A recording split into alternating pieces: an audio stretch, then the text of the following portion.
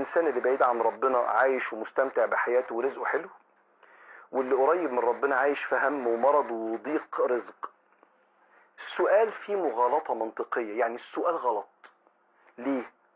لان حصل فيه تعميم ان كل الناس اللي عايشة بعيد عن ربنا مبسوطين، وكل الناس اللي عايشين قريبين لربنا في هم وضيق ومرض وقلة رزق.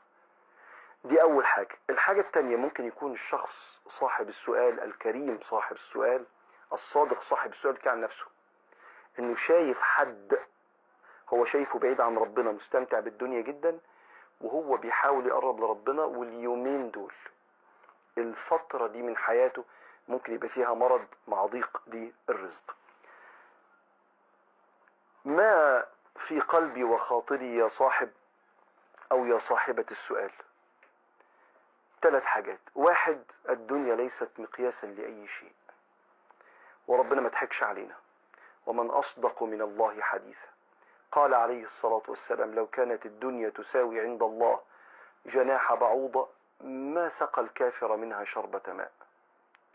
ودايما كنت بفكرك لما تروح عند واحد من الأغنياء في بيته وعنده جنينة كبيرة، ممكن تلاقي الخرطوم اللي بيسقي الجنينة واللي بيشرب منه الحيوانات واللي بيشرب منه الطيور واللي بيسقي الشجر، خرطوم قد كده بيطلع مية كتير كده، فتقول له عايز اشرب من اللي هناك ده. فيقول لك بس ازازة المية اللي انا جايبها لك دي اغلى واحدة في السوق، ودي اشيك واحدة وساعة. تقول له لا بس دي قليلة مش كفاية. يقول لك كل ما تخلصها تنزل التانية، ثق فيا عندي كتير جوه.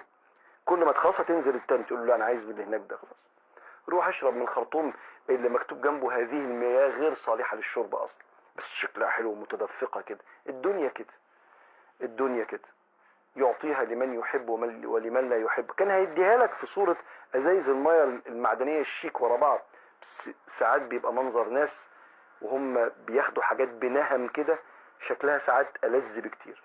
فالدنيا لا تساوي عند الله شيء. الحاجة التانية يا صديق، لا، ما هو يا احنا صادقين يا القرآن صادق. اكيد القرآن بلا شك قال: ومن اعرض عن ذكري فان له معيشة ضنكا. قال: ومن يعش عن ذكر الرحمن نقيد له شيطانا فهو له قرين. مستحيل. من عمل صالحا من ذكر او انثى وهو مؤمن فلنحيينه حياة طيبة ولنجزينهم اجرهم باحسن ما كانوا يعملون. ما ينفعش يبقى احنا صادقين والقرآن مش صادق. لا، ومن اصدق من الله حديثا. وبالتالي ممكن يكون في لقطة في الحياة شفت فيها واحد من بره ممن هو انا شايفه بعيد عن ربنا، مقيمه بعيد عن ربنا، والله اعلم بقلوب العباد مع الله، شايفه مستمتع وانا بحاول اقرب لربنا وانا عندي مشاكل. دي لقطة تحكمش عليها.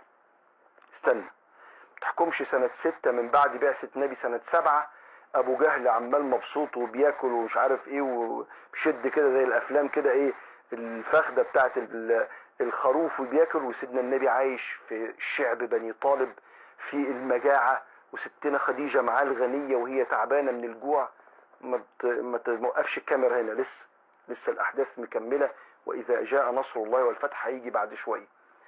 فيا صديقي الكريم، صبرا صبرا صبرا، الله صادق، ما تاخدش لقطة، وسيجعل الله بعد عسر يسر.